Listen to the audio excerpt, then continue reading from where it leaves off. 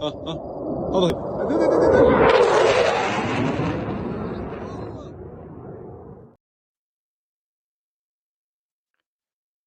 Última hora del bombardeo a Irán. Israel golpeó a la industria de misiles. ¿Habrá respuesta de Irán?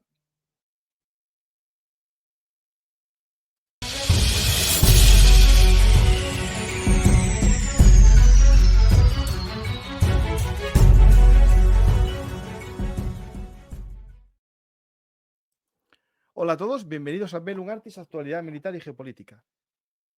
Hoy vamos a comentar lo que sucedió esta noche.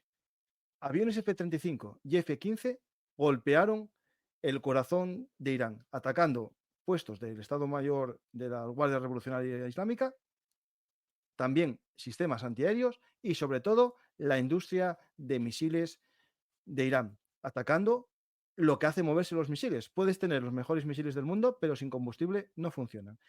Vamos a ver qué ha sucedido. Para ello contamos con la ayuda de dos colaboradores de Bellum Artis. Nos falta el tercero, que puede que entre. Y entre ellos, los distintos puntos de vista, vamos a intentar ver qué ha pasado y sobre todo qué puede pasar en el Oriente Medio tras estos días de venganza por parte de Israel al ataque del 1 de octubre de Irán. Bueno, recordar que esto es por el ataque de los misiles, pero realmente Israel tiene unas cuentas muy largas con Irán y sobre todo con sus proxies de Hezbollah y Hamas. Empezamos el programa analizando qué ha pasado. Hola Juanjo y hola Juan Carlos.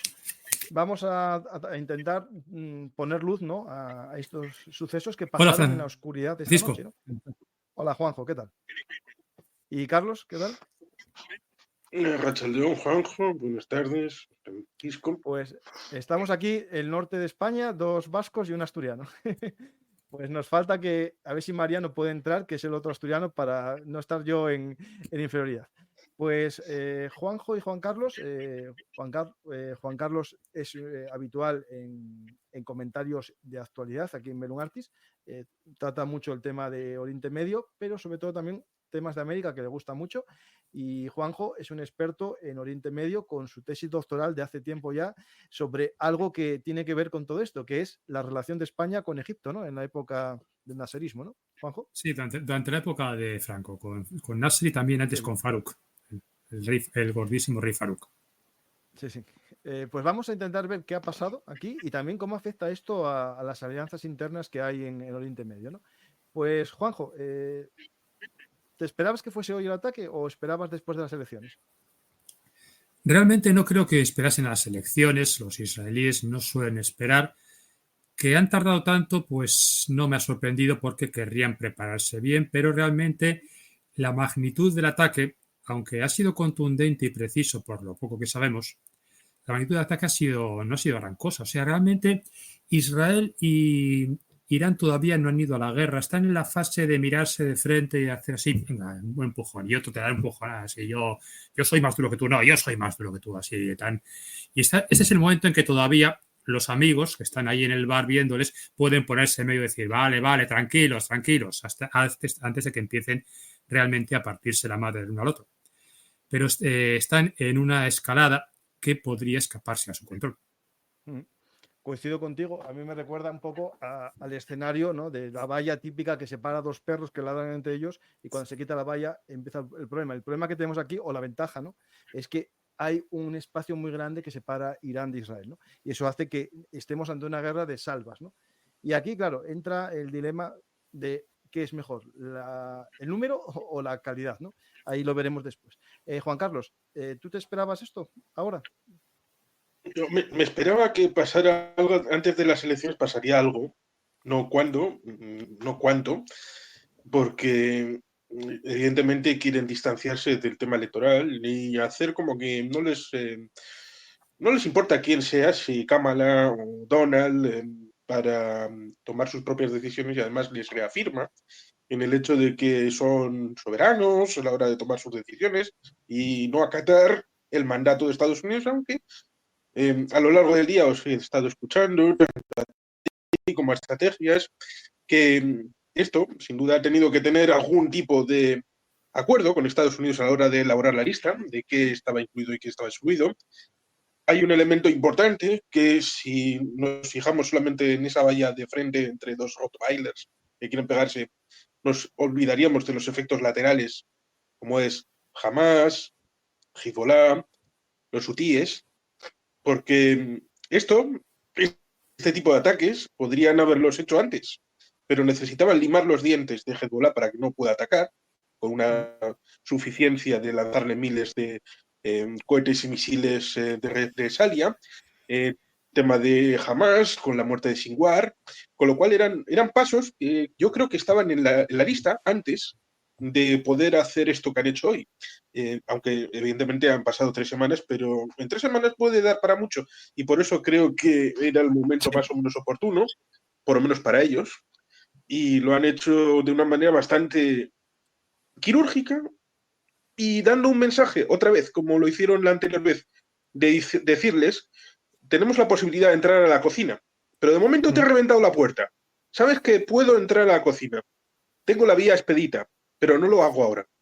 Igual, si me quieres obligar, lo haré la siguiente vez. Sí, sí, coincido con vosotros en ese aspecto, ¿no? Que esto es un intento de vengarse, pero no escalar. Es decir, no le interesa escalar ahora mismo a nadie, porque Israel, en su historia, tiene claro también un principio, que es intentar ir cerrando frentes, ¿no? Es decir, no se metió en profundidad o no se metió duramente con Hezbollah, pese a que el ataque de Hezbollah comenzó el 8 de octubre, hasta que más o menos limitó o eliminó la amenaza de Hamas en Gaza. Empieza con Hezbollah, y ahora que Hezbollah está debilitada en cuanto a su capacidad de lanzamiento de cohetes y sobre todo de misiles, se redujo el número de ataques, no en sí la eficiencia, porque está habiendo bastantes heridos últimamente en Israel por ataques sobre todo con drones más que con cohetes, pero sí es verdad que limitó bastante esa capacidad y ahora puede centrar un momento de descanso para golpear a Irán y volver a Hezbollah, ¿no? Es decir, esto es lo que vosotros, yo creo que coincidimos claramente. Yo pensé desde el primer momento cuando Biden decían en los medios de comunicación que el secretario de Estado, gente de defensa, tenía encontronazos con el gabinete de Netanyahu, hubo esa famosa llamada, un miércoles creo que fue, empezaron a hablar y a los 2 días se confirma la llegada de la batería THAAD, ¿no? Que es un sistema de altas capacidades de defensa para misiles balísticos, a Israel, ¿no? Ahí hay que recordar que esa batería se despliega para defender un radar de alerta temprana que tiene Estados Unidos colocado en Israel, y aparte también, bueno, va a defender el espacio aéreo. Y justo ayer se sale otra noticia de que hay la entrega de una segunda batería THAAD para defender el espacio aéreo israelí, ¿no? Todo esto parece que ya más o menos se había enfocado la respuesta por parte de Israel a la versión americana, es decir, un ataque a las capacidades militares de Irán, ¿no? ¿Qué es lo que vimos hoy? Hoy vimos ataques a radares, que es importante esto, porque primero los radares sirven para abrirte paso para el ataque en la segunda ola y en la tercera ola, que es el ataque a las instalaciones de misiles, de combustible de misiles, que veremos después alguna de ellas en geoposicionamiento, pero sobre todo, yo creo que es más importante, va a dejar un camino abierto durante un tiempo, porque Irán no va a poder reponer fácilmente los sistemas S-300 que fueron destruidos, ¿no? ¿Juan Carlos o Juanjo?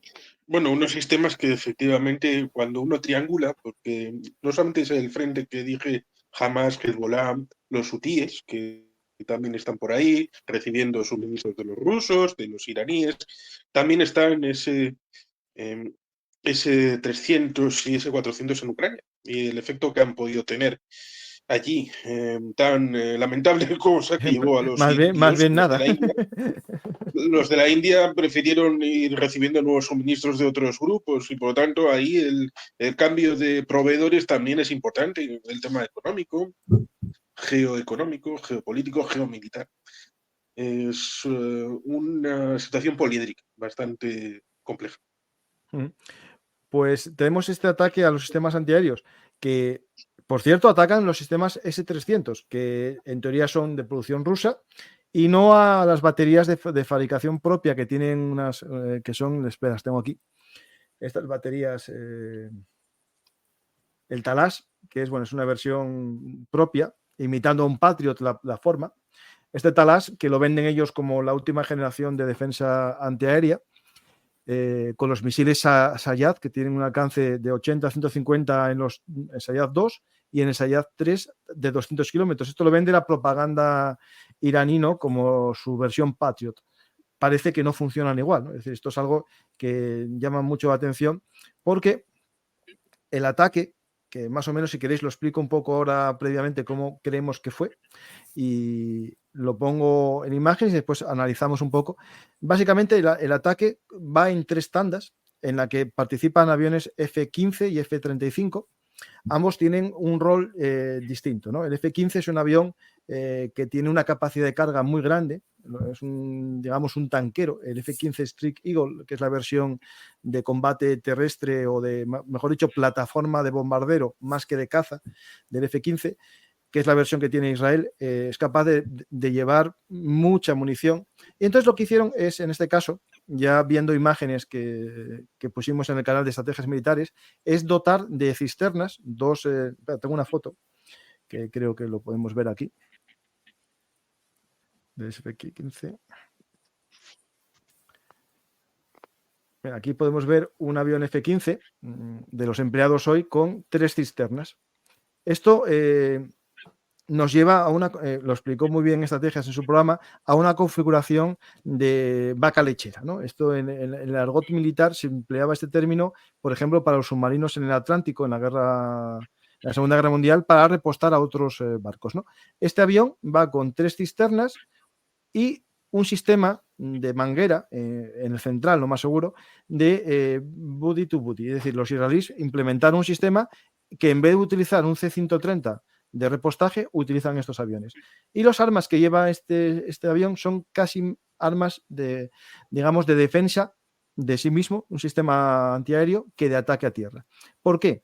Porque de los 100 y pico aviones que fueron empleados, algunos F-15 se utilizaron para repostaje, mientras que otros F-15 llevarían sistemas de ataque a tierra, como el Golden Horizon, que es la versión, digamos, ya comercial, todavía no está a la venta, pero se llama así, Golden Horizon, del famoso Blue Sparrow, del que os hablé yo aquí en abril ya. Me acuerdo en abril, en pleno directo del programa, cuando empezamos a ver vídeos de Irak, viendo los cachos de propulsor del misil, mucha gente hablaba de unas bombas y yo me acuerdo que empecé a hablar del Blue Sparrow, hice búsqueda de fotos justo en directo y encontramos ese arma, ¿no? El Blue Sparrow, que es un arma que en origen surgía como arma de entrenamiento de las baterías de los sistemas antiaéreos Arrow 2 y Arrow 3.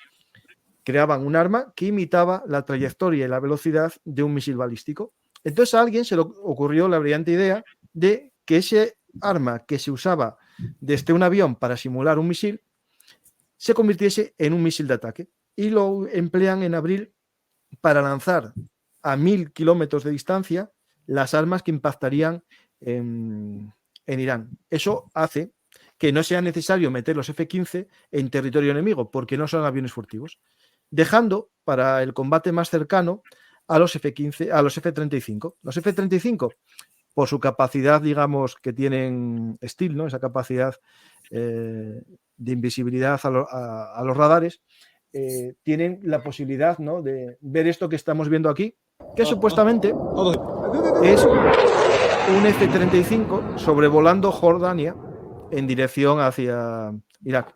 No sé hasta qué punto es de hoy o de otra vez, pero bueno, este vídeo sería algo parecido a lo que podríamos ver. F-35 a muy baja cota para evitar los radares, dirigiéndose hacia la zona en donde subirían y atacarían.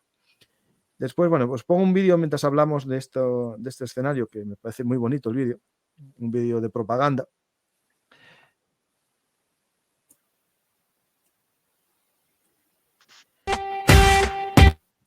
Tenemos aquí un poco el vídeo, lo vamos hablando mientras tanto. Es un vídeo sobre los F-35 israelíes, Que lo interesante de este avión F-35, en la configuración que tienen los israelíes, es un poco distinto al estadounidense. Es decir, el F-35 estadounidense, el Lightning II, tiene una configuración distinta al israelí.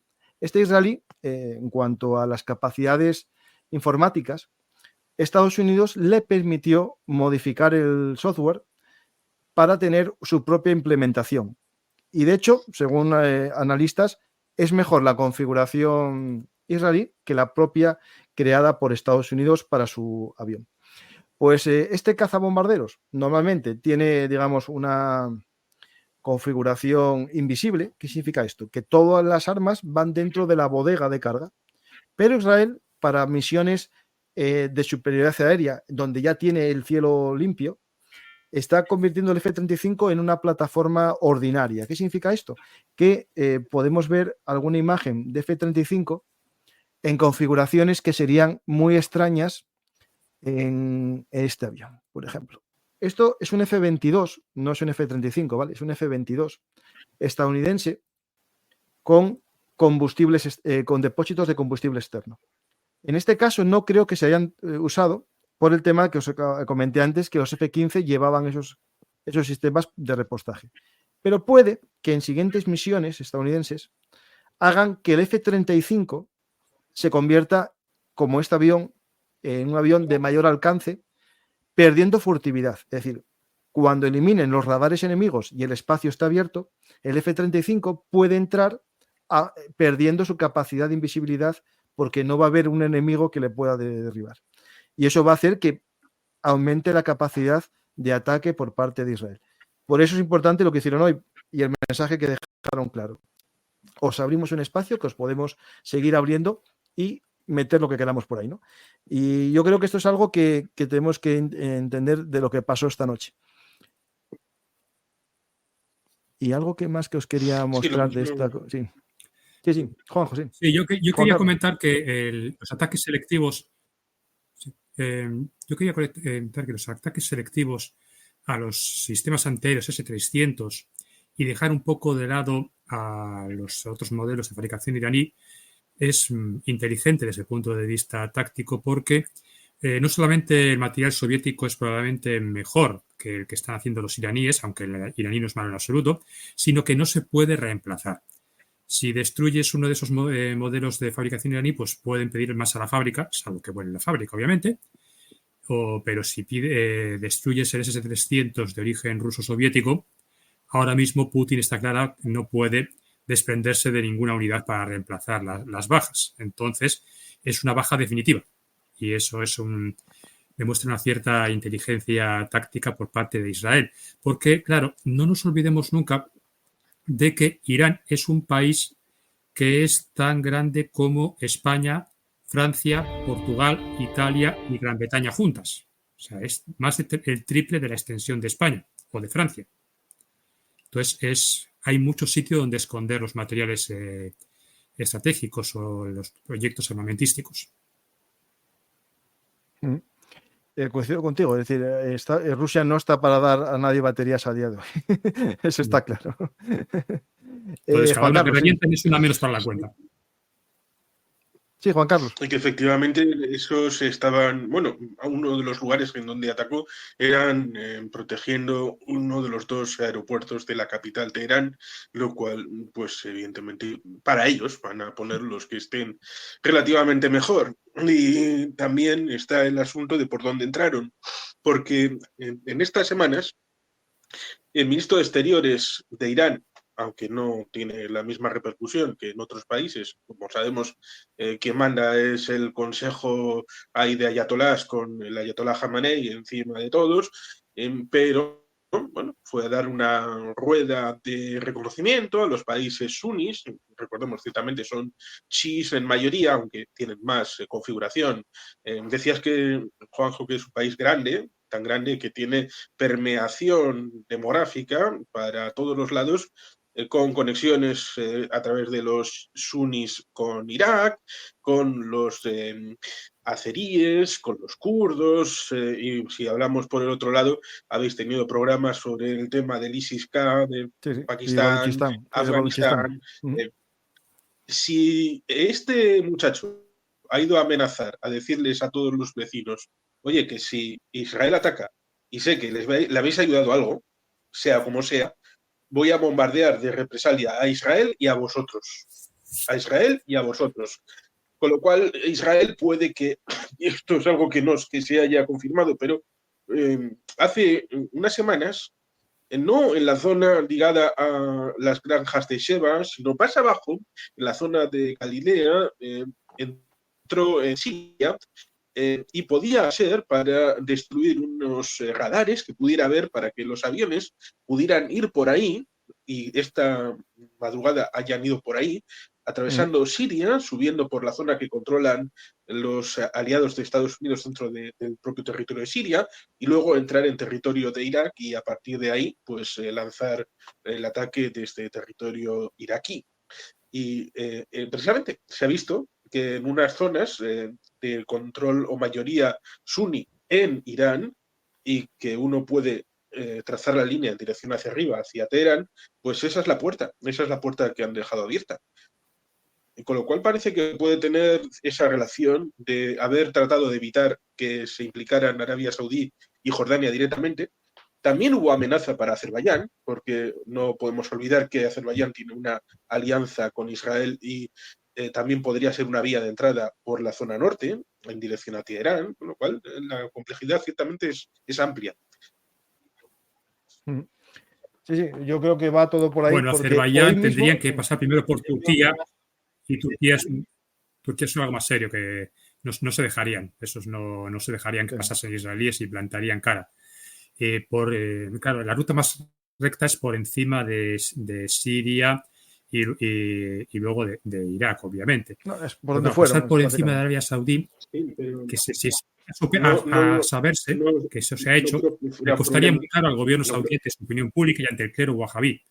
No quedaría en agua de borrajas. Eso podría ser muy peligroso para el gobierno saudí. Entonces, dejando para hacer las amenazas entrar en Siria, Irak y luego torcer hacia Azerbaiyán y entrar desde Azerbaiyán, no creo que fuera un problema cara a un cierto futuro en el que pudieran utilizar esta carta para sorprender a los ayatolás. Sí. Entendemos que hay que recordar a la gente que cuando hablamos de Irán, la gente ve la cultura persa, ¿no? Que es como la mayoritaria, pero no es tan mayoritaria como nos puede parecer.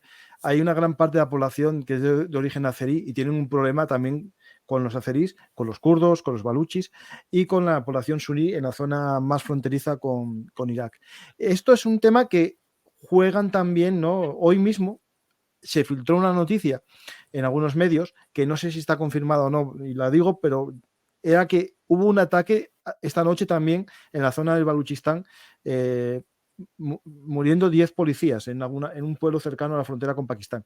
Lo digo porque todo el mundo aprovecha estos momentos, ¿no? Y hacen sus cosas.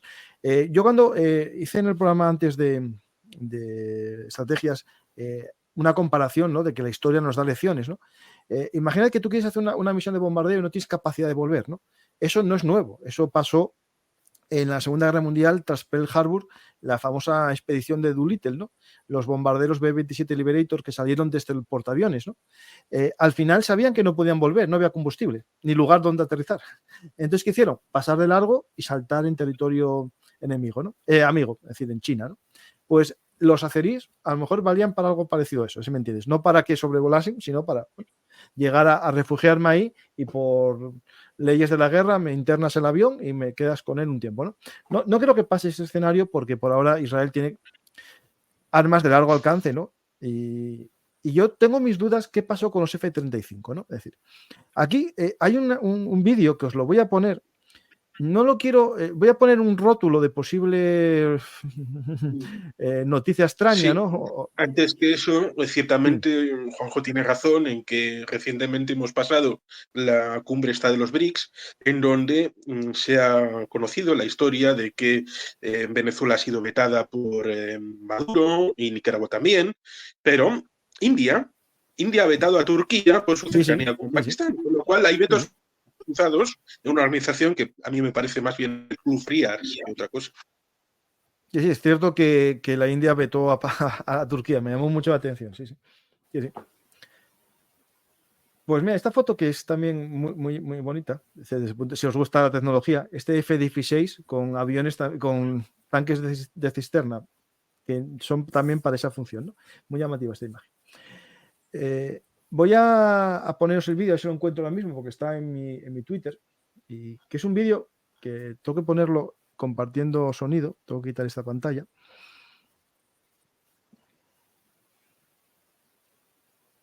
No, quitar. Espera, tengo que quitarla, ¿no? Ah, para aquí. Vamos aquí. Voy a compartir pantalla con sonido. Y ya veréis este sonido que suena aquí. No. Vale, este que supuestamente, según el momento que se publicó, son aviones. No suena, ¿no? Vale, está silenciado. ¿Cómo va a sonar? Esto supuestamente suenan aviones que dicen que son israelíes. Yo no sé hasta qué punto esto es real. Si es así, los F-35 consideraron que no hay ningún enemigo potencial. Destruyeron los sistemas antiaéreos y sobrevolaron. No lo sé. ¿Sabéis algo vosotros de este vídeo? No suena haberlo visto, ¿no? No, Porque yo es por que yo lo vi. desgracia no sé. Si es así, es verdad que es un mensaje muy fuerte. Es decir, volamos por encima de vuestra ciudad, ¿no? Es decir, porque hasta hace poco todos los ataques eran a distancia, con sistemas como el Rock, que tiene un alcance de unos 100 y pico kilómetros, y el Blue Sparrow versión Golden Horizon, con más de 1000 a 2000 kilómetros de distancia, ¿no? Pues podemos analizar los objetivos que hubo, ¿no? Y ver qué mensaje da todo esto, ¿no? Los objetivos los tengo aquí listados más o menos. Uno de ellos es esta batería S300, la que comentabas tú que estaba cerca de Teherán, del aeropuerto, al sur. Y otra es esta base, la que yo creo que es la más importante, es esta base de Parchin, en Irán. Es una base donde se hace combustible sólido para los misiles, ¿no? Aquí esto sí que es un mensaje claro, ¿no? Vosotros me atacasteis con esto y yo os voy a impedir que me sigáis atacando, ¿no? ¿Qué pensáis de este ataque? Es Juan otro Carlos. mensaje a esta aventura aeroespacial con tintes nucleares que Irán y las mentiras del régimen, porque recordamos que la fatua aquella de Saddam Rushdie, que décadas después se cumplió, y supuestamente nos vienen a decir que una y otra fatua que obliga a los iraníes a no tener armamento nuclear. Pero luego te dicen, bueno, como dicen los jesuitas, que podemos mentir siempre que sea por un bien superior y nos autoindulgimos a nosotros mismos, pues ellos dicen, no, si no es para atacar, el régimen iraní puede tener armas nucleares, con lo cual ya ahí se hacen trampas al solitario. Y parece que ahí, en ese lugar, en esa base, tenían elementos de investigación, de conocimiento, incluso hay quien ha dicho que se han hecho recientemente pruebas nucleares ahí, es donde salió el rumor aquel de hace unas semanas. Ah, ¿del terremoto?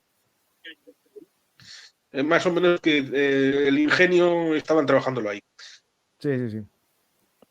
Bueno, aquí te veis un poco cómo es todo el sistema. Hay distintas instalaciones y en algunas de ellas, en las que están bunkerizadas, esta zona aquí, que por ejemplo la veis bajo tierra, aquí es de almacenamiento de misiles. Aquí en teoría guardarán los misiles que se están construyendo para después llevarlos a los lugares de lanzamiento, ¿no? Que esto es algo que hay dos tipos. Están las plantaciones de espárragos, podemos decir, que son cohetes de combustible sólido enterrados bajo tierra, y que en caso de necesidad salen como los sistemas balísticos de la Guerra Fría, ¿no? Se abre la tapa y salen, pero esta vez del desierto, ¿no? De la arena.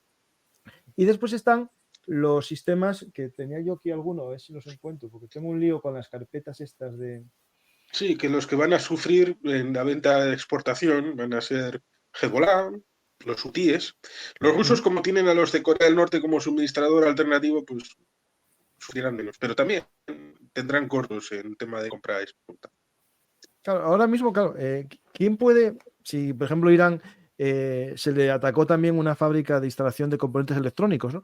Eso lo pone muy bien en su hilo de Twitter Nacho Montes de Oca, que se ataca a un sistema de fabricación de la electrónica que hace los radares, ¿no? Si el radar propio se lo destruyen, atacando los que tienen de fabricación externa y atacando la fabricación, alguien le tendrá que proveer. Y aquí entrará en juego, bueno, Corea del Norte, con la capacidad que tenga para esto, y sobre todo China, ¿no? Ya sabemos que China... Pero China quizá no quiera meterse en este embrollo. Claro, claro. Y es posible que Irán tenga ahora mismo ya una tecnología algo más avanzada que la de Corea del Norte, que seguirá siendo la de finales del periodo soviético. Ten en cuenta que Corea del Norte está muy aislada, recibe muy poca ayuda a colaboración exterior, es prácticamente un satélite de China. China de momento no quiere meterse y es posible que los iraníes sean capaces de reconstruir la fábrica. Si tienen el personal, los materiales se pueden encontrar, pero claro, que les revienten la fábrica, eso sí es mucho más dañino que si revientan 40 o 50 unidades de producto. Y desde luego a Irán le conviene mantener en marcha esa fabricación no solamente como elemento disuasivo, sino también para conseguir ingresos, porque ahora Rusia estará comprando todo lo que pueda conseguir, ya que su industria está completamente colapsada. La industria rusa empezó a derrumbarse en la década de 1980 cuando llegó el dinero fácil y rápido del petróleo. Claro, claro. Y ese fue el momento en que la industria soviética y luego rusa empezó a ir para abajo. Y Vladimir Putin no ha remediado esa circunstancia, más bien lo contrario. Y ahora por eso dependen de Corea del Norte y de Irán y de cualquiera que les pueda dar algo útil. Esto es un tema que es muy interesante. El tema de la guerra moderna no es una guerra solamente de capacidad industrial, sino de capacidad de generar los componentes, ¿no? Rusia mantuvo su industria, sus fábricas, pero empezó a comprar productos de electrónica occidental. Eso es algo que hay un libro muy bueno que se llama La Guerra de los Chips, que cuenta la historia de la electrónica, ¿no? Y cómo durante un tiempo Rusia tenía los mejores matemáticos y electrónicos, digamos, teóricos, pero no la capacidad industrial. Y comenzó una carrera por crear su propio Silicon Valley al modo soviético, ¿no? Es decir, no con la libertad de empresa de Silicon Valley, sino al estilo de yo tengo un objetivo cuatrienal y vamos a cumplirlo. ¿Qué pasa? Que eso no funcionaba en la electrónica. Sí. Y al final se contentó... No, pues para el programa espacial. Eso, justo, sí, sí. Y hasta se contentó hasta cierto punto, justo, sí, sí. Pero comprando productos que lo que hacían era coger una placa base americana y la copiaban. Entonces, tardaban en copiarla un año, año y medio. Y eso era la ventaja que llevaba Estados Unidos en la carrera espacial, en la carrera de electrónica también, por ejemplo. Después vino el sistema hay un libro este que quiero recomendar. Sí. Quiero recomendar este libro, La impotencia del poder, de Ruslan Hasbulatov, que era presidente del Soviet Supremo cuando lo bombardeó Yeltsin en 1993. Y en mayo del 14, justamente cuando sucedió lo de Crimea, salió en castellano este libro, en el que habla precisamente de todos los elementos que la Rusia de Putin tenía en ese 2014 y que creo que no ha cambiado mucho respecto de infraestructuras, el tema del valor añadido, el tema de las plantas del combustible, el tema de los hidrocarburos, dando sobre todo el tema de la ausencia de valor añadido, pocas plantas procesadoras y que hacía que había dinero fácil, pero luego esto, cuando hay problemas de exportación, pues se ve que eso tienes problemas en presupuesto, como por ejemplo en crónicas de la estepa rusa están comentando del presupuesto del 25, que tiene unas estrecheces bastante enormes para el presupuesto federal ruso, con lo cual eso tiene consecuencias bastante graves, aunque claro, a Putin le importa un pepino lo que pase con el ruso medio. Eso hay que tener bastante claro. Pues parecido en Irán. En Irán hay que partir, claro, cuando hablamos de este ejército, ¿no? De Irán, claro, es un ejército que dices tú, miles de cohetes, misiles, pero claro, ¿cómo lo logran, no? Y esto es importante. Su país tiene una renta per cápita media de 4.000 frente a los casi 70.000 que tiene Israel, si no recuerdo mal las cifras, de $4.000 anuales. Es decir, esto lo hacen tirándose la economía a la guerra. Es decir, los réditos del petróleo que los tiene, los derivan todo a la guerra. El 51% de las ganancias del petróleo, que no es la mayor parte de sus importaciones, ¿no? de sus ganancias por exportaciones, perdonad, lo dedican a la Guardia Revolucionaria, no al ejército, a la Guardia Revolucionaria, que es la que se encarga de estos proyectos de misiles y cohetes, ¿no? Juanjo, explica un poco al público qué es exactamente la Guardia Revolucionaria, qué sistemas tiene, porque tiene varios niveles, ¿no? Y cómo funciona y cómo se financia, porque es muy importante entenderlo, ¿no? Bien, la Guardia Revolucionaria es un ejemplo más de lo que yo llamo el ejército bis. O sea, es un rasgo típico de los sistemas totalitarios o parcialmente totalitarios.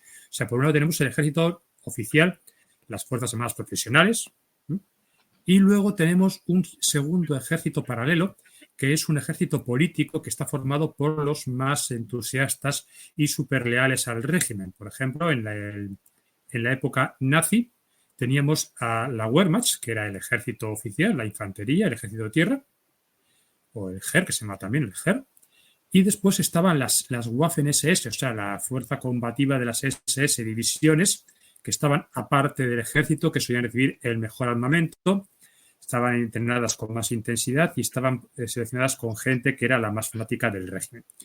Y eso se ha reproducido en muchos regímenes. En Arabia Saudí también existe.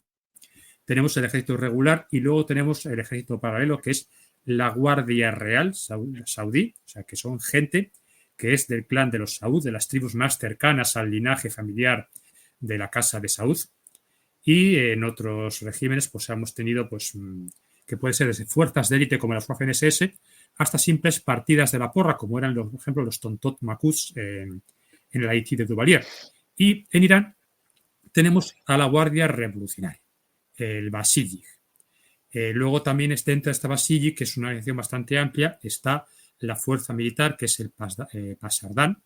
A veces hay una confusión entre esta terminología de que cuál es cuál, pero para simplificarlos, llamarlos a todos la Guardia Revolucionaria. Y es un ejército paralelo al ejército. El ejército regular oficial de tropas profesionales, oficiales de carrera de Irán es el Artés. Ese es el nombre de las Fuerzas Armadas iraníes. Y al margen del Artés está la Guardia Revolucionaria. Y esta Guardia Revolucionaria no solamente es una fuerza político-militar, sino que también controlan un entramado empresarial muy considerable, lo que garantiza que esta gente no va a bajarse del burro ni a cañonazos, literalmente, porque perderían sumas inmensas. Y entonces hacen un poco de todo, o sea, son el partido político, son la fuerza de asalto de élite, son la guardia pretoriana del régimen y también son la partida de la porra que va por la calle repartiendo garrotazos a todos los que intenten protestar contra el gobierno. En las manifestaciones del 2009 se les veía ir de un lado para otro repartiendo golpes con barras de hierro en motos. Iban dos en moto, uno conducía y el otro repartía estopa. Y ahora, pues el general Soleimani, que fue asesinado por orden de Donald Trump en el aeropuerto de Bagdad, cuando estaba haciendo una visita oficial, era uno de los jefes de la Guardia Revolucionaria, de la fuerza Quds. O sea, Quds es Jerusalén, en árabe y en persa. Y era uno de los líderes más importantes que dirigía los operativos de la Guardia Revolucionaria en el exterior de Irán. Y han luchado, por ejemplo, en la guerra civil siria a favor del régimen de los Assad. Todos se han fijado mucho en las fuerzas aéreas rusas que envió Putin para bombardear Alepo. Pero lo que realmente inclinó la balanza a favor del régimen de los Assad y en contra de los rebeldes, y luego en contra del Estado Islámico, fueron la Guardia Revolucionaria, que enviaron gran cantidad de gente a luchar ahí. Y claro, tienen el mejor armamento y tienen el mejor presupuesto, pero no creo que el 55% de los ingresos del petróleo vayan a la Guardia Revolucionaria. Esto creo que me parece que es una cifra un poco exagerada, quizás es una... No, a defensa. Y de ahí la mayor parte de la Guardia Revolucionaria. Sí. La Guardia Revolucionaria lo que tiene es el 30% de la economía iraní. Empresas, digamos, de la economía las gestiona de maneras indirectas la Guardia Revolucionaria. Sí, han ido con todo formando lo que una es red de el BAS, los BASI. han ido formando una red de Un poco oligopolios. Como Sí, pasa Juan con Carlos. Gadeso en Cuba, que tiene el 40% de la economía. Es importante porque ahora Díaz-Canel ha salido con el uniforme militar cuando quería emular a Fidel Castro. Por lo tanto, estas cosas, como dice habitualmente Nacho Montes de Oca, con Hezbollah teniendo presencia en América, en Venezuela y en otros lugares, pues esto es global. Y las conexiones no las hacemos nosotros, que podamos estar para algunos metidos en el Mossad, en el CNI o en la CIA, a Yo soy pesar de una que tía, simplemente estemos analizando cosas. Fue el propio Vladimir Putin, lo recuerdo, en 2014, el que dijo a alguien para que se lo dijera a Estados Unidos que sí, le dejaban hacer cosas en Ucrania, simplemente él dejaba de enviar fuerzas aéreas a bombardear en Siria. Por lo tanto, fue el propio Vladimir Putin en 2014 quien vinculó, por ejemplo, el escenario de Siria y el de Ucrania ya entonces. Pero claro, algunos han cogido 1984, el libro de George Orwell, no como un libro de advertencia, sino como una guía documental. Sí. Pues hablando de 1984, del libro, ¿no? Y la verdad relativa, ¿no? Y el misterio de la verdad. Claro, cuando hablamos de lo que estemos viendo escenarios de hoy, que más o menos ya está todo hablado, los objetivos, lo que pasó, yo creo que lo que buscó Israel es un ataque, digamos, tengo más capacidad. No lo entendiste la otra vez, que te di solo en un radar, sin fallar a la primera. Ahora te doy en 3, te doy algo más. ¿No aprendiste todavía? Y el otro no va a aprender, ¿no? Porque yo creo que el problema que nos encontramos aquí es el relato, ¿no? Que hace que sea obligatorio la respuesta, ¿no? Porque, claro, el régimen de los ayatolás ¿tiene alguna justificación de ser aparte de la guerra con Israel y Estados Unidos? Es decir, casi todos los regímenes se autodefinen con su enemigo exterior, ¿no? Es decir, mis problemas internos los tengo por culpa del exterior. Y claro, el problema es que eso lleva siempre a un enfrentamiento final, ¿no? No hay forma de evitarlo, ¿no?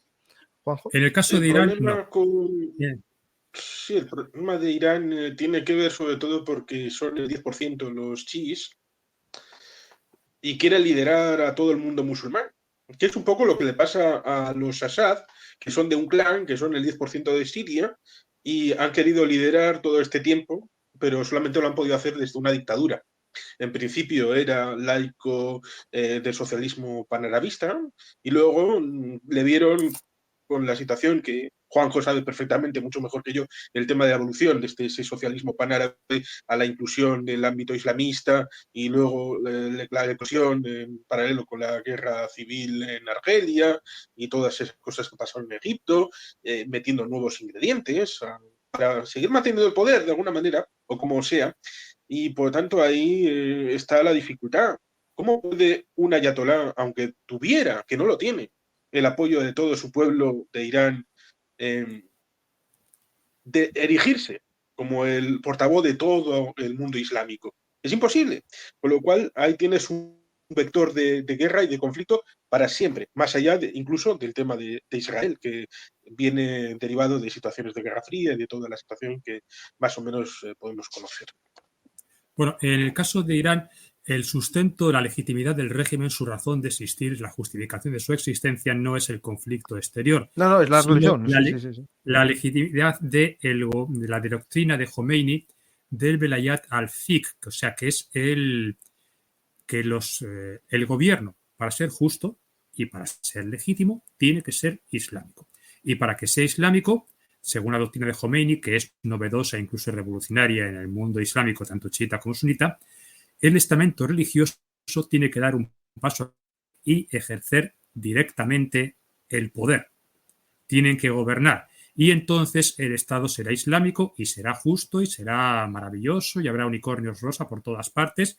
Y después, aparte de eso, como resulta que hay una circunstancia histórica negativa de que una parte de las tierras de Dar el Islam ha sido tomada por los infieles, por los kafirs, en este caso por los judíos, pues hay que luchar contra ellos porque eso es una obligación general. Y mira, en este caso es Israel, antes eran el colonialismo occidental, antes eran los cruzados, pero hay que luchar contra ellos. Pero si esa lucha desapareciese, de alguna manera, cesase, aún así el Estado iraní se justificaría a sí mismo por el deseo de establecer una voluntad islámica. Lo que pasa es que como esa voluntad islámica es, de hecho, la dictadura de una oligarquía sacerdotal, y el Estado iraní es muy desarrollado, está mucho más industrializado de lo que suele ser en Europa, pues la población empieza a estar un poco pasada de rosca de ese tema, y esto va creando un foso creciente entre la población y el conjunto de élite dirigente hasta que un día ese foso sea insalvable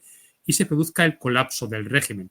Y por eso cualquier conato de protesta provoca una dura represión que es inefectiva, porque desde 2017-2018 Irán encadena una larga serie de protestas callejeras que se van encadenando las unas a las otras.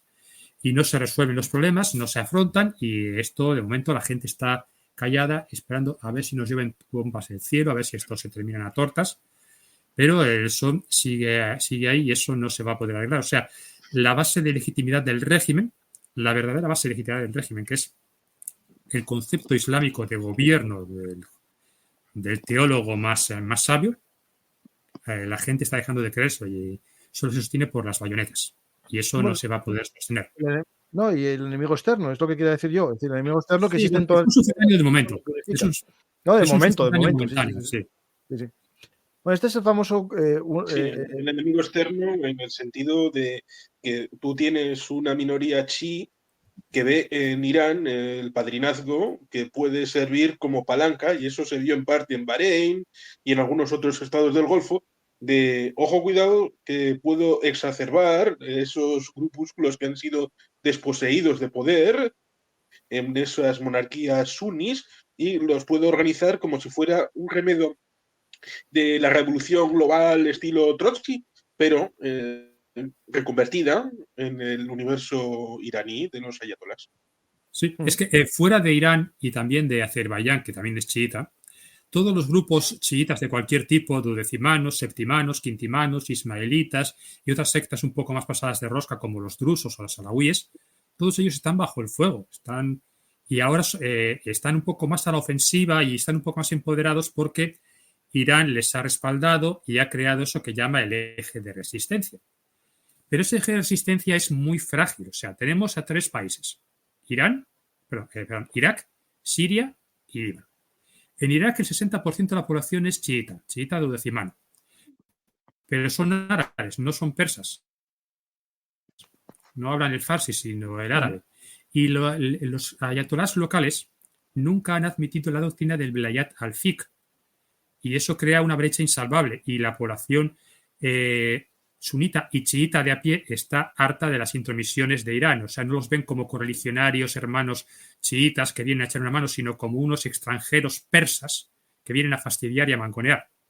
Luego, Siria, pero Siria es una secta que en realidad ni siquiera son musulmanes, son los alawíes, son un grupo que ha aceptado como válidas revelaciones místicas posteriores a la profecía de Mahoma, que dijo: yo soy el último profeta, no habrá más. Entonces, y claro, Siria está, bueno, ya sabéis cómo está, es un campo de ruinas. Y luego Líbano. Pero en Líbano, los chiitas que vivían en el sur del país, que eran una minoría pobre de campesinos, muy marginada y muy olvidada, vale, ahora se han empoderado. Y ahora tienen, de hecho, el dominio de todo el país, porque tienen la última palabra en todas las decisiones del gobierno de Líbano. Y es una especie de sistema feudal donde los chiitas son la jerarquía feudal y los demás son sus vasallos. Pero eso también es muy débil porque son una minoría dentro del Líbano. Claro, en Líbano son todos minorías de una forma u otra. Entonces, todo lo que tiene está cogido por pinzas. Todo el tinglado geopolítico iraní está prendido con alfileres. Y un tirón fuerte lo podría desgarrar de arriba abajo por completo. La posición de Irán geopolítica es muy frágil y están corriendo riesgos descabellados. Y una derrota contundente fuera podría hacer que la gente dentro se hartase y dijera: se acabó, fuera con estos tipos. Porque Irán ha llegado al tope de su desarrollo con este sistema clerical. Realmente podrían progresar mucho más y de forma totalmente extraordinaria si pasasen a un sistema más laico y más comparativamente más democrático y más liberal. La industrialización que tienen subiría como la espuma.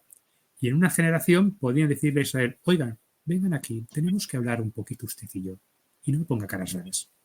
Pero ahora no, ahora, sobre todo con Estados Unidos explotando a Israel, pues están para recibir las tortas. Bueno, pero a lo mejor si Es lo que en fuese Estados Unidos se así, llama el yoga. pero si fuese así, a lo mejor Irán no Sí, tendría un problema con Israel tampoco. Si no estuviesen los ayatolás, a lo mejor Irán, sí lo Israel tendrían, no tendrían problemas. Verían, No, pero previamente tendrían. con el Shah de Persia se llevaban bien. El Shah era un cínico y despreciaba a los árabes. Entonces, ver que los árabes recibían tortazos, pues no le parecía mal. Pero los iraníes también tienen el elemento islámico. Entonces, si un gobierno iraní laico, hipotético, viese lo que está pasando ahora, por ejemplo, en la Franja de Gaza, diría, no, esto no está bien, hay que hacer algo al respecto. No se dedicarían a agitar a proxies terroristas como Hezbollah o los de hutíes del Yemen, y buscarían otra estrategia más parecida a una potencia occidental, pero no serían amigos de Israel. Quizá no serían enemigos activos, pero tampoco serían sus amigos y sus aliados. Ese es un espejismo muy persistente en la geopolítica en Washington y en Tel Aviv. En cuanto caiga el régimen de los ayatolás, ¿serán amigos nuestros? Pues no. Y serán un adversario mucho más peligroso si deciden una política de enemistad.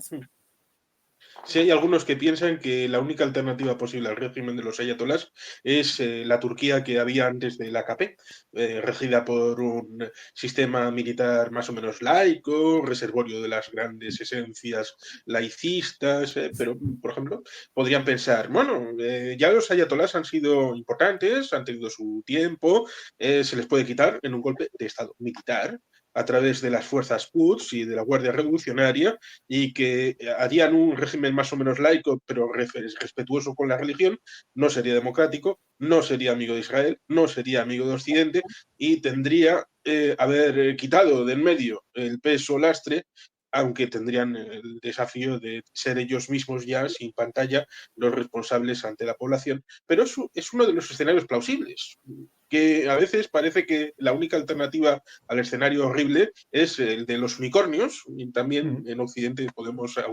automentirnos, y eso también es un error. Sí. Puede ser que el escenario sea como siempre cuando se dice con Rusia, ¿no?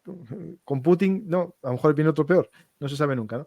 Pues Estados Unidos, que es la parte, ¿no?, que está en el otro lado, ¿no?, autoriza o ve bien lo que pasó esta noche porque es básicamente lo que pedía. Y Biden dice lo siguiente, Biden dice que, bueno, que lo que hizo Israel es atacar solo objetivos militares y que mi esperanza es que esto sea el fin, ¿no? Es decir, un poco, no sabemos si aquí Biden actúa como un busca unicornios, ¿no? O un caza unicornios, o realmente cree que esto sea el fin de la escalada de intercambio de misiles, ¿no? Yo sí que tengo cierta esperanza en que sea el fin de una escalada, porque cuando hubo el ataque de abril y la respuesta israelí, la siguiente tanda de misiles no vino por la respuesta israelí, vino por la muerte de Haniyeh y la muerte de Nasrallah, ¿no? Es decir, parece que no le importó esa ofensa en su territorio, sino la muerte de dos de sus líderes, ¿no? Sí, defender su eje de resistencia, defender su posición de poder en Líbano, y entonces que esta escalada entre Israel y Irán continúe depende mucho de cómo vaya la guerra en el sur del Líbano y qué hacen los israelíes. Si empiezan a tratar el sur del Líbano como han tratado Gaza, pues Irán no va a tener más remedio que remangarse y meterse más a fondo, aunque diga esto nos viene mal para nuestros planes, no estamos preparados, pero da igual, hay que hacerlo. No podemos dejar que nuestros aliados sean pisoteados como Hamás en Gaza. Hamás estaba demasiado lejos, no podíamos ayudarla, y además eran, ojo al dato, una pandilla de integristas fanáticos suníes que se acostumbran a decir que los chiíes somos apóstatas, falsos musulmanes, y que la doctrina adecuada es... Bueno, es que entre ellos ahí solo la única relación que tuvieron realmente era el enemigo común, ¿no? Es decir, no tiene Luego, nada, claro, cuando a la fuerza ahorcan, de repente la política y la guerra hacen extraños amigos, y donde mataron al líder de Hamás como invitado de honor en Teherán. O sea, hace 3 años dicen, el líder de Hamas irá a Teherán a una importante ceremonia como invitado de honor. Sí, claro. No, mira, la bebida es mala para la salud. Deja el tequila ya. Deja el tequila. Y luego resulta que eso fue lo que pasó. Sí. Pues mira, hay aquí un tema interesante, ¿no? Que es lo de los objetivos militares o no militares. Y claro, entre la prensa israelí comienza el run, ¿no? De que no fue Estados Unidos el que nos dijo que atacásemos esto, sino nosotros, ¿no? Y dice aquí, la oficina del primer ministro niega los informes de que Israel cambió sus planes de atacar los sitios energéticos iraníes tras la presión de Estados Unidos. El canal 13 informa que Israel inicialmente planeó atacar las instalaciones de petróleo y gas natural de Irán, pero cambió su plan para centrarse exclusivamente en las instalaciones militares iraníes, después de persistente presión estadounidense. La oficina del primer ministro Benjamín Netanyahu niega el informe y lo califica de totalmente falso. Israel eligió los objetivos de antemano basándose en sus intereses nacionales. Bueno, aquí yo creo que sí que hay algo de este intercambio de presión y sobre todo de apoyo, ¿no? Es decir, Estados Unidos le dirá ahora, yo te apoyo, te voy a mandar sistemas antiaéreos y más munición para la respuesta que viene, ¿no? Yo creo que eso va por ahí. Hay un vídeo que os voy a poner, bueno, un audio, perdonad, más bien, que os lo voy a poner y también leer, ¿vale? Que es una grabación de la charla de los pilotos con el mayor general Tomer Bar, que es el jefe de la Fuerza Aérea, diciendo un poco la misión.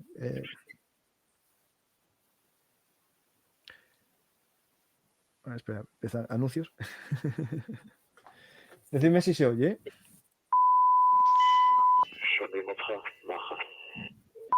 Se oye, ¿no? En hebreo, ¿no? Comandante oficial de las Fuerzas Aéreas de Israel.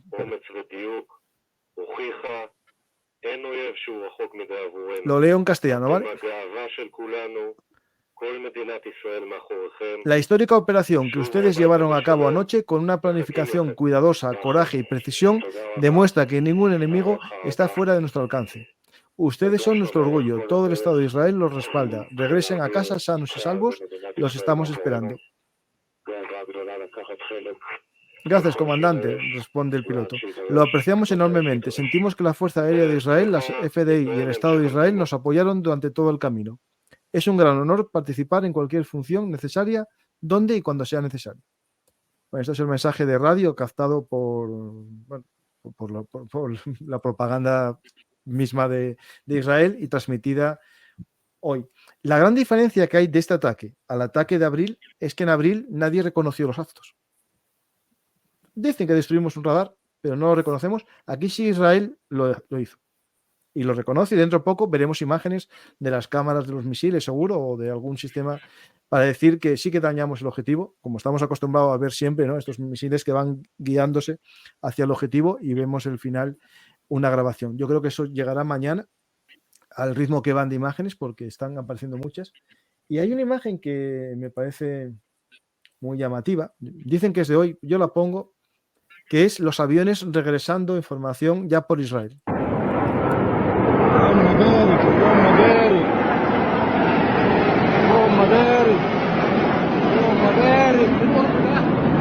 Ahí se ven F-35, sobre todo los grandones que son los F-15 y algún pequeñín que debe ser el F-16.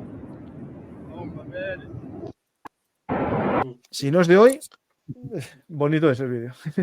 Pues hay que fardar un poco cuando regresas de una expedición victoriosa, oye, si no, claro. Esto, Juanjo, es tan viejo como el ser humano, ¿no? La campaña, el soldado victorioso que regresa a casa, ¿no? Bajo los vítores, ¿no? Con esto de los aviones es más complicado de que te aplaudan. Sobre todo por la diferencia de que una democracia, quieras o no, iba a sacar vídeos cuando sufrió los ataques, pero una dictadura no va a sacar vídeos ni para bien ni para mal, salvo que la oficina goebbelsiana lo autorice, y eso lleva su tiempo, y de mientras, pues se pueden sacar vídeos como este. Claro, ahí es difícil ver, no hay vídeos de la parte de Irán, hay algún vídeo, yo encontré una imagen que dicen que... Sí, que eso... Sí, Juanjo. Sí, no, eso lo mencionaba hace un par de horas Óscar Vara en uno de sus vídeos, que los iraníes estaban utilizando aplicaciones VPN que permitían burlar los bloqueos estructurales del régimen para compartir entre ellos vídeos de los impactos, de los destrozos, y estaban circulando de un lado para otro, y el gobierno iraní les amenazaba con penas de cárcel si no dejaban de hacerlo en el acto. O sea, no quieren que se vean de los destrozos que ha habido, los impactos, la precisión de los ataques, las bajas que han sufrido. Claro, por un lado, tiene sentido militar para negarle información al enemigo, pero los israelíes ya saben qué blancos han atacado. Ya saben qué blancos han atacado y qué blancos han alcanzado. Antes lanzabas las bombas en plan alfombras sobre los cielos de Alemania y luego tenías que especular sobre cuántas habían alcanzado el blanco de verdad. Ahora este secretismo es mucho más inútil porque con los sistemas electrónicos actuales pues se sabe con más eficacia dónde has dado la diana y dónde no. De hecho, no entré hoy, voy a entrar en FIRST, la vista satelital de fuegos, a ver qué nos dice, porque, claro, estos fuegos tampoco dejan mucha huella, porque hay un incendio y se va, ¿no? Pero vamos a ver si contamos. Pasamos, si queréis, a las preguntas del público, a ver qué nos dejaron ahí los oyentes, las preguntas que estén puestas en el cajetín en YouTube y en Twitch. Acordaos de poner interrogantes en... ¿Han atacado fábricas de combustible sólido? ¿Cierto? Sí. Ahí ya lo dijimos y las mostramos. La fábrica, en unas imágenes. Hace un resumen de los daños en X. Se ven muchos vídeos interceptando los misiles israelíes. No.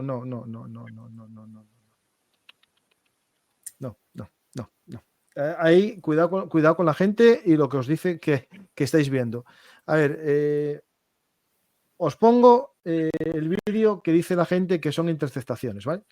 A ver, ten en cuenta que estamos ante sistemas balísticos. El Gold Horizon es hiperbalístico, o sea, va más rápido que el sonido, y el ROX también. Entonces, son muy difíciles de interceptar por sistemas de artillería tradicional. Entonces, lo que veis en los vídeos que se reflejan, este que os voy a poner ahora,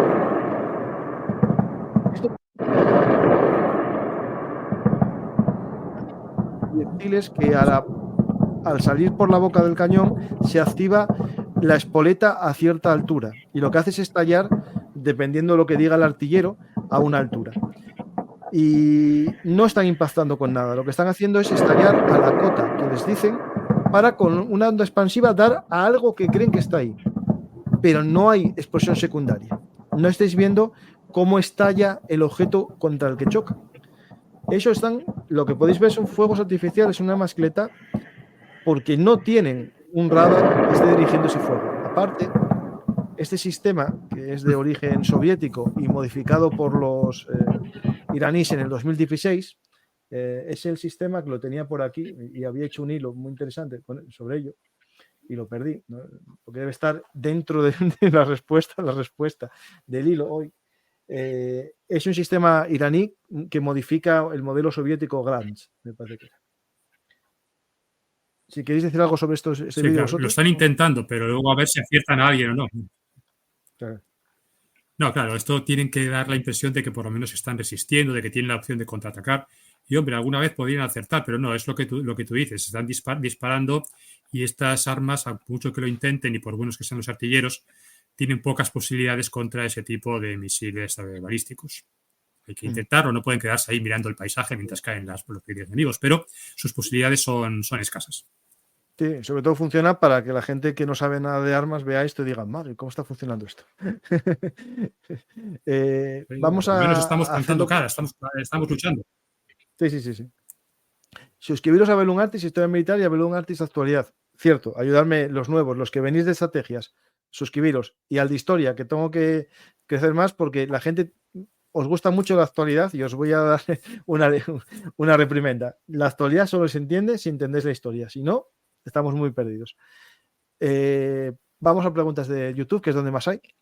Si Irán consigue los planos como fabricar una bomba nuclear, ¿es posible que divulgue cómo fabricarla para que todo el mundo sepa cómo hacerla. A ver, a mí me podéis dar, si quieres, la receta de yo qué sé, de la tarta no sé qué. Si no tengo los ingredientes no puedo hacer la tarta. Es decir, no es tan fácil. Primero tienes que tener los ingredientes, que es el uranio enriquecido al 90%, que lo tienen, pero después tienes que tener la receta. Y no solo hacer la receta, sino tener los componentes. Por tanto, a ver, que la publiquen, la pueden publicar en la Wikipedia si queréis. Tenéis que tener los ingredientes. No, si Irán consiguiera esa información no la compartiría, querrían guardada para ellos. En todo caso, se la podrían dar al país X, que es enemigo de Israel y por tanto aliado suyo, y decían, pues toma, para vengarnos, pues aquí tienes los datos que tenemos y hazles el daño que puedas. Pero en general creo que no compartirían esa información. Juan Carlos. Y no creo, la verdad, que llevan ya casi 20 años esforzándose. Todavía no tienen la tecnología y el saber hacer para que les funcione, porque llevan mucho tiempo intentándolo y dejando aparte las sanciones, Irán ha llegado casi al límite estructural de lo que pueden con este régimen que padecen, y hasta que no se liberen de él ya no podrán pasar al siguiente nivel. Bueno, yo depende, si tienen ayuda de Corea del Norte para hacer estas cosas, sí. Juan Carlos, sí, comenta. Pues que visto la historia, evidentemente, no solamente por motivos mercenarios, podría... Espera, Juanjo, que es que vamos con un delay, o sea, vamos con un poco de retraso. Sí, Juan Carlos. Disculpas. No solamente es tener uranio 235 al 95% de refinamiento, es tener bastantes otros elementos que son importantes y que, por ejemplo, Irak los tuvo que trabajar, Pakistán los tuvo que trabajar, empezó a trabajarlos Libia, incluso Arabia Saudí ha hecho algún pinito. Francia es alguien que ha estado entregando materiales y libros de conocimiento en todos los años 60, 70, incluso los 80. Tenemos el caso de Sudáfrica y luego tenemos la instalación de 2007 atacada por Israel por Ehud Barak en Deir ez-Zor, en Siria, con científicos iraníes y de Corea del Norte. Tenemos el programa de Corea del Norte, por lo cual la receta más o menos está. Lo que no tienen todos es la capacidad tecnológica y las instalaciones industriales para llevar a término toda esa construcción de materiales especiales, de los tubos, de las centrifugadoras, que requieren para, al final, acabar armando y luego, por supuesto, tienen que probarlo ellos. Con lo cual es un tema complejo, pero no de manual de instrucciones, sino de todo lo demás. Sí, sí. Aquí es uno de los objetivos atacados hoy. Se puede ver cómo hay daños en la boca de uno de los túneles.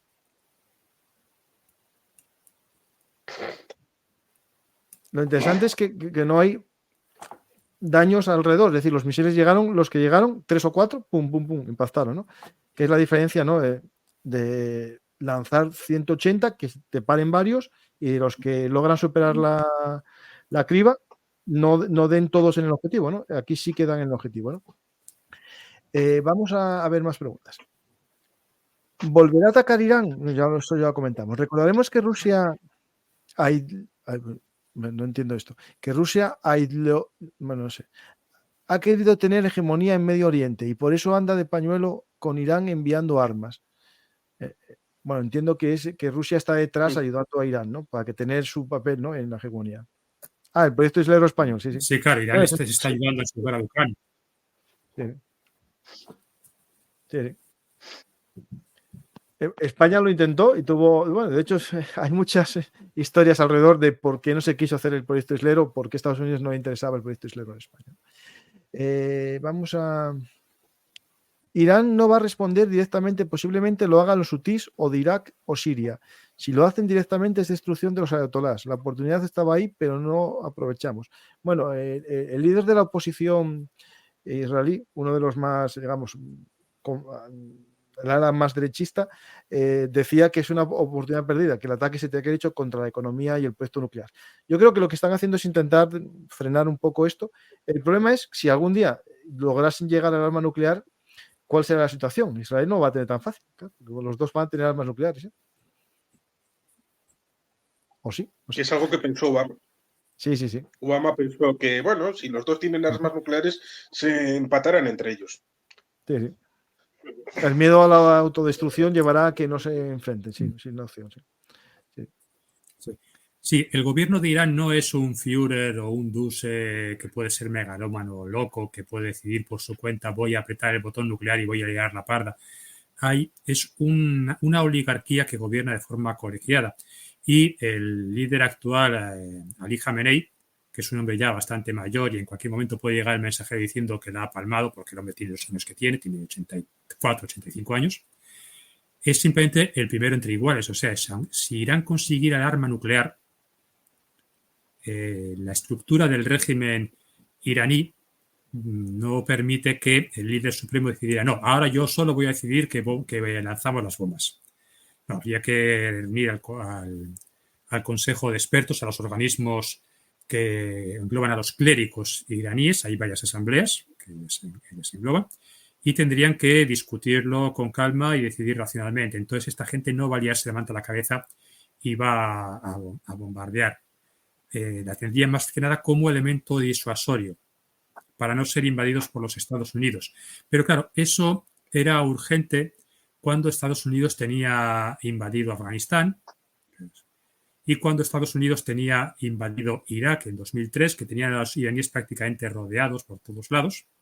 Y entonces parecía que iban a ser los siguientes y había muchos halcones de la administración de George Bush que decían los hombres de verdad quieren ir a Irán. Pero luego eso se derrumbó como un castillo de naipes y a día de hoy tampoco es tan urgente para Irán tener la bomba atómica e incluso sería perjudicial porque en cuanto se ve que era no que va a punto de tenerla, existe el riesgo de que Netanyahu dijera, bueno, vamos a arrasar a esta gente antes de que nos maten. Y ese es un factor también a tener en cuenta. Quizás el programa iraní es más útil como elemento de presión o de amenaza que para tener que llevarlo al éxito realmente y que bien, están a punto de conseguirlo. Pues entonces atacaremos. Sí, sí. Se acabó, muerto el perro, se acabó la rabia. Pero si la tuvieran, creo que no la usarían. La tendrían ahí como espantapájaros, dicho así, pero no creo que la usasen. Bueno, tienes razón que no es Strike Eagle, es Strike Eagle. Lo dije mal, perdonad. Sí, Strike Eagle. Si quiero hablo bien inglés, lo que pasa es que hablo muy rápido y hablo mal todo, español e inglés. Vamos a más preguntas. Es que Eagle y Eagle es un poco Sí. se parecen mucho. Es inglés de Asturias. Efectivamente, y es verdad. Vamos a... Mucha gente fuera de Estados Unidos piensa que para el mundo será mejor Trump. Lo que vivimos aquí tenemos más temor de lo que puede pasar dentro del país si gana él. Bueno, Estados Unidos hay que... Una cosa es la política interna y otra la externa, ¿no? Lo que afecta al mundo es la externa, ¿no? Y alguien piensa que a lo mejor Trump es aislacionista, pero bueno, eso va por barrios. Que vaya mejor al mundo, pregunta a un ucraniano si va a ir mejor Trump o no. Eso hay que verlo, ¿no? Es decir, esto hay que ver primero lo que dice, lo que piensa y lo que hace. Los políticos dicen una cosa, piensan otra y hacen otra. Y en el caso de Trump, yo creo que es uno de los que más hace eso. Por lo tanto, vamos a esperar qué pasa y qué sucede. Yo desde mi punto de vista, no sé vosotros qué pensáis ahí. Que es imprevisible. Sí, sí, porque no se sabe lo que piensa. De Trump, cuanto menos se hable, mejor, porque él realmente es una fuerza del caos y es muy difícil analizar de forma lógica. Así que cuanto menos se hable de él, mejor, que ya es vanidoso, quiere que la atención, quiere que se hable de él, quiere ser el centro. Como dicen en el mundo árabe, quiere ser la novia en todas las bodas y el muerto en todos los funerales. Así que cuanto menos se hable de él, mejor. Sí, sí. Pues voy a poner un vídeo que acabo de encontrar buscando imágenes para poner aquí. Este vídeo de cómo son las galerías de los famosos sistemas de misiles iraníes, para que veáis un poco cómo son las cuevas, ¿no? Ya vimos las de Hezbollah muchas veces. Estas son a un nivel más preparado, ¿no? Tiene contrapuertas, puertas para evitar las ondas expansivas. Así que no es tan fácil destruir esto. Se podrá cegar, pero eso se puede abrir, ¿no? Claro, es el problema que tiene esto. Al final hay que usar las GBU-57, que son las que usó Estados Unidos contra los hutíes hace poco, pero solo tiene capacidad el B2 para llevarla. Y bueno, por ahora esto lo tienen muy seguro. Ellos saben perfectamente que ahí está seguro.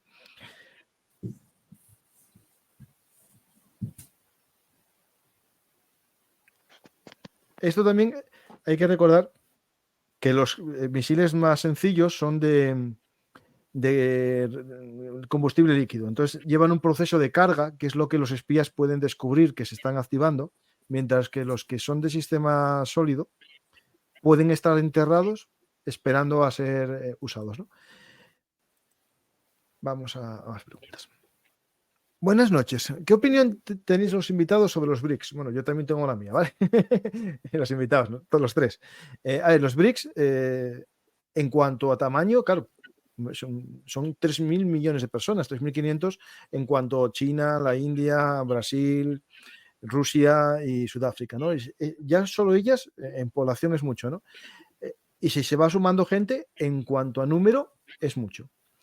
Pero yo lo que veo que no tienen, y ojalá siga así, es una verdadera razón de ser. Es decir, lo único que les une es casi el interés que tiene Rusia de unirlos en contra de sus enemigos, pero entre ellos no se llevan bien. No tienen tampoco una buena relación China-India, ¿no? O qué relación puede tener Brasil con Sudáfrica. A lo mejor Brasil se lleva mejor en algunos momentos con Estados Unidos y cambia el gobierno, ¿no? Como pasó con Argentina, que dejó los BRICS. ¿Qué pensáis vosotros, por ejemplo, Juan Carlos? Que a ti el tema te gusta.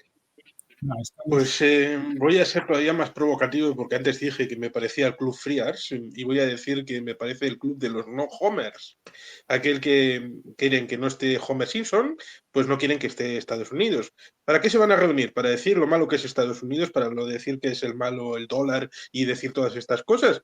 Pues para eso pueden hacer una reunión digital en StreamYard o en Zoom y estar perfectamente también en una playa del Caribe con una caipiriña. Pero si están para hacer una moneda juntos, para hacer una economía más empastada, para tener una relación más de integración, eso es imposible. Es como la Organización de Cooperación de Shanghái, que es un absurdo porque también allí requiere unanimidad, como pasa con este club de los BRICS, y tenemos ahí, ha entrado Arabia Saudí. ¿Qué hace Arabia Saudí con el ámbito de Irán? ¿Son amigos? Está Egipto y está Etiopía, el tema de la presa de renacimiento. Sí. Están entre ellos a muerte. India y China, la India y Pakistán.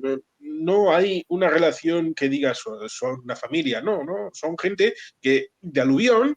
Es como si me coges, a ver, los 20 equipos de Europa con más títulos, ¿vale? Son los 20 equipos de fútbol con más títulos, pero ¿eso significa que vayan a organizar algo juntos? Pues yo creo que no.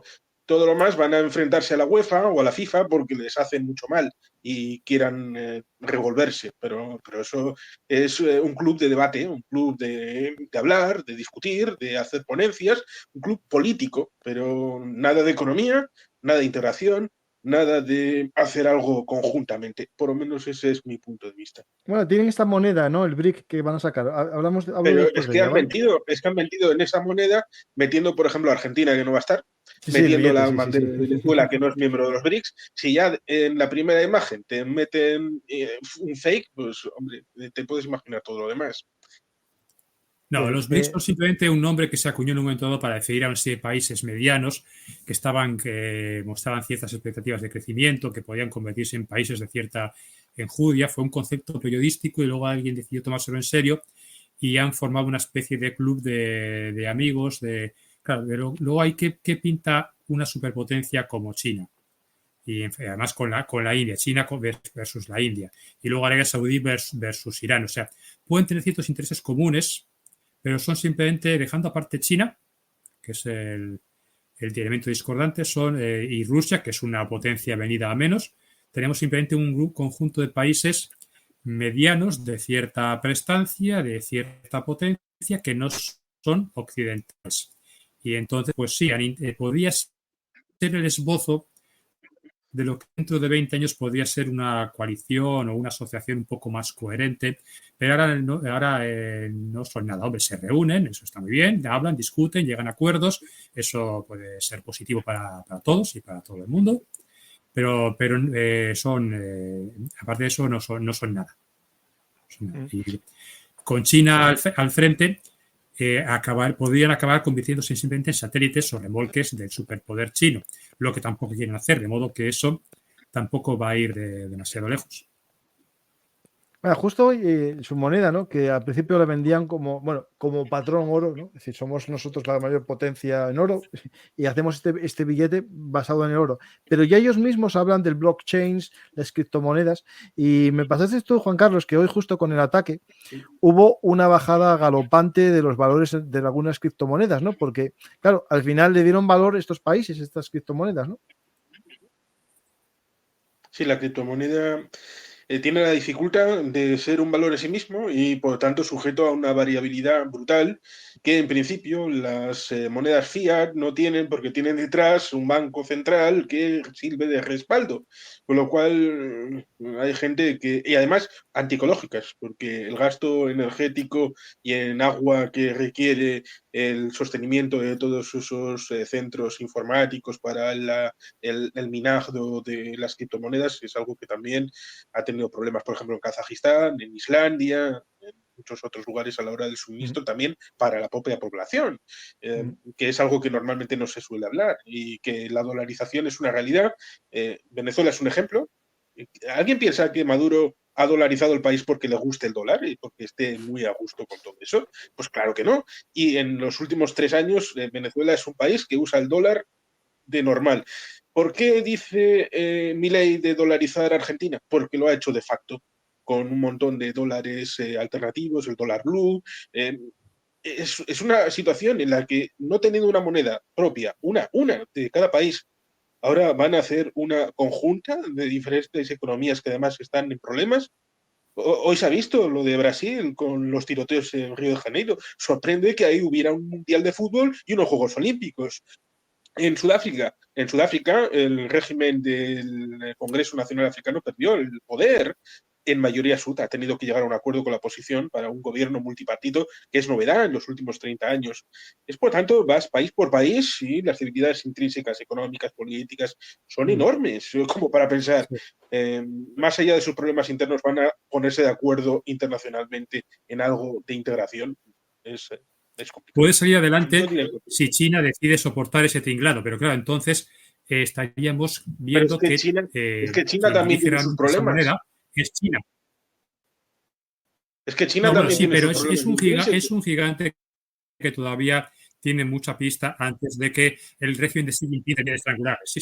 China tiene la capacidad para sostener esa moneda y enganchar a todos los demás y convertirles en satélites suyos a través de esa moneda unificada. Pero claro, no creo que esto vaya realmente muy lejos. Igual que tampoco fue muy lejos, por ejemplo, las monedas de oro que acuñaba el Estado Islámico en Irak y en Siria. O sea, no, porque tienes limitada la capacidad monetaria mucho. Como elemento de Brasil o Arabia Saudí quieran engancharse a una moneda controlada que estaría de facto controlada por China. Porque si cogemos a todos estos BRICS en un lado y tenemos, si se crea esa moneda, está claro quién va a tener los cordones de la bolsa y quién va a estar al mando y quién va a tener la correa en el cuello de todos los demás. Y eso, por eso, al final no creo que esto se haga. Realmente. Por eso no le he dado la más mínima importancia a este anuncio de una supuesta moneda. No creo que esto tenga ningún recorrido. Pues vamos a alguna pregunta más y vamos finalizando. Que el terrorista Ayatollah ha lanzado cientos de misiles a territorio israelí, pero olvidaron que nadie ataca a Israel impunemente. Pues nos pregunta esto, es una afirmación. Buenas noches. Ayer a las 23 horas había 2 estratotankers de la USAF sobre el Golfo Pérsico. Hoy a las 12 horas había 5 entre Irak y Golfo Pérsico. ¿Apoya a Estados Unidos a la IAF? A ver, yo no creo que hayan hecho repostaje sobre el Golfo Pérsico porque vimos que los vuelos eran sobre Irak, o pensamos, ¿no? Quién sabe lo que ha pasado ahí, porque no nos enteramos, tenemos fuentes abiertas. Pero es verdad que llegó un par de aviones, una escuadrilla más de F-16, de F-18, perdón, a la zona. No sé si sea por esos aviones por ahí. No lo sé, quién sabe. O también pueden ser por otros temas. No sé. Yo ahora mismo Si esa información es verídica, podría ser, pero como no tenemos elementos de juicio, pues mejor dejar aparcado el tema de momento. Sí. Yo creo que en todo caso podría ser por decir, bueno, y yo también estoy aquí. Sí. No, de esto por el barrio. Sí. La defensa iraní era la comprada a Rusia, la que atacaron, sí. ¿Por qué entonces no creo? Porque entonces no creo que Rusia pueda vender por ahí el S-400. No va a vender ni ahí ni por ahí. Y yo creo que el día que más se arrepiente Erdogan de su vida es el día que decidió comprar la batería S-400 y por culpa de esa batería no tiene los F-35. Y ese es el día que creo que se está repitiendo desde que se levantó por la mañana aquel día y tomó una mala decisión. Y dirá, es que Erdogan es un hombre muy impetuoso que no piensa en las consecuencias de los. La guerra del Golfo le ha venido bien a Israel con el tiempo para atacar Irán. Bueno, la guerra del Golfo no entiendo, será la guerra de Irak. Al Golfo no, será Irak, ¿no? La segunda. No sé, será No sé cualquiera de las dos entiendo. está No, sí, yo sé por qué es. Por el desmantelamiento del Estado de Irak y que está, digamos, como un coladero de aviones, eso. Con Saddam Hussein estaría el sistema antiaéreo perfecto. Me imagino que es por eso. Pero bueno, le tengo que recordar que Israel atacó el proyecto nuclear iraquí, o sea que tampoco con Saddam Hussein le atacó el sistema, todo el proyecto nuclear y no le derribaron ni un avión tampoco, o sea que no sé. Se vea en Flight Radar, en los aviones cisterna. Pero habrá que ver por qué. No creo que hayan repostado, ¿eh? Pero bueno, si repostaron, lo sabremos dentro de poco. Pues podemos finalizar ya. ¿Tenemos algo más, algún dato más que no hayamos dicho o algo? Juan Carlos, Juanjo, ¿algo más? Yo creo que más o menos ya está. Creo que no. Esperemos que mañana mismo no haya otra lluvia de misiles. No, yo creo que tampoco. Va a tardar bastante esto. Pero bueno, o no, quién sabe, a lo mejor nos confundimos. Y quién sabe. Pues muchas gracias, Juan Carlos. Si quieres decir algo como despedida, alguna información o algo, ya hasta la próxima. Pues ciertamente que fue una sorpresa cuando me desperté y me encontré con esta situación, aunque no era del todo inesperada, y por lo tanto, de la misma manera nos podemos encontrar con cosas inesperadas en este mundo, en este escenario o en cualquier otro, como suele decir Mariano López de Miguel, la vida da sorpresas y por lo tanto estaremos atentos. Y agradezco ciertamente el haber podido compartir espacio con Juanjo Arrese-Igor, que he escuchado muchas veces y es la primera vez que puedo estar en un lugar compartido. Y bueno, agrego que aquí hay 2 libros que son míos y uno es compartido, como es este de la guerra en Ucrania y este de la Laguna Namor, que bueno, son novela y ensayo. Y bueno, si alguien tiene ganas de leer, pues también están ahí. Y Juanjo tiene ahí detrás 2 libros bien interesantes, he podido ver. Sí, Vasos contra Napoleón, que de hecho hablamos de ello en un programa. ¿Y Juanjo? Pues nada, solamente insistir en que los nuevos ataques contra Irán dependen de cómo evolucione la situación en el sur del Líbano, que ahí todavía queda mucha tela que cortar. Lo de Gaza ya está sentenciado, solo quedan operaciones de limpieza. Entonces ahora el nuevo frente es el sur del Líbano, pero todavía lo de Gaza no está rematado del todo. Así que a ver cómo evoluciona la situación y a ver qué pasa cuando el próximo martes de Halloween, de terror, que van a tener los norteamericanos en su país, a ver si eligen a este personaje funesto o no. Y si le eligen, la cosa puede liarse mucho, no porque Donald Trump sea belicista o psicópata, que no lo es, de hecho es un niño bastante miedica en lo de meterse en peleas. No se metió ninguna, ¿no? Sí, sí, algunas sí se ha metido, ¿eh? Se metió a Soleimani, hizo bombardeos en Siria. Guerra. Pero como es más sionista y más pro-israelí y más pro-Likud que el propio Netanyahu, y les da carta blanca, sí, haced lo que queráis, os ayudaremos, pues esto podría desmadrarse, podría pensar, tenemos un respaldo total, vamos a hacer lo que nos dé la gana, vamos a barrerlos a todos, y esto podría complicarse y podría tener funestas consecuencias. Dicen por atrás si tienes un F-15 y un Harrier. El Harrier lo tengo yo también aquí, mira. El mío está ahí arriba. Detrás de ti, que tienes un F-15 y un Harrier, ¿no? Pues quedó congelado. Pues muchas gracias. Sí. No, este es un Harrier.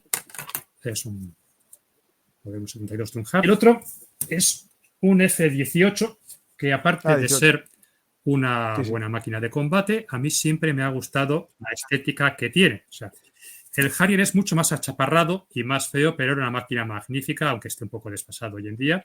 Claro, son dos modelos que están en servicio en nuestras fuerzas aéreas. Sí. Eso es un homenaje a España. Pues muchas gracias, Juanjo, muchas gracias, Juan Carlos, y me despido de todos vosotros recordando que esto es Bellum Artis, actualidad militar y geopolítica. Si sois nuevos, os invito a suscribiros, a conocer el canal en el que hablamos de todos los escenarios que existen en el mundo. No estamos especializados en un tema, damos a todo. Y también, importante, el canal de historia. El canal de historia, Bellum Artis, Historia Militar, que ya estamos desde hace años contando historia militar e intentando explicar el porqué de las cosas, cómo llegamos a este mundo del siglo XXI, y esa explicación del pasado nos sirve para entender el futuro. Y yo creo que si sois nuevos en el canal, suscribiros en los dos canales, Bellum Artis Actualidad y Bellum Artis Historia. Muchas gracias a todos y hasta la próxima oportunidad.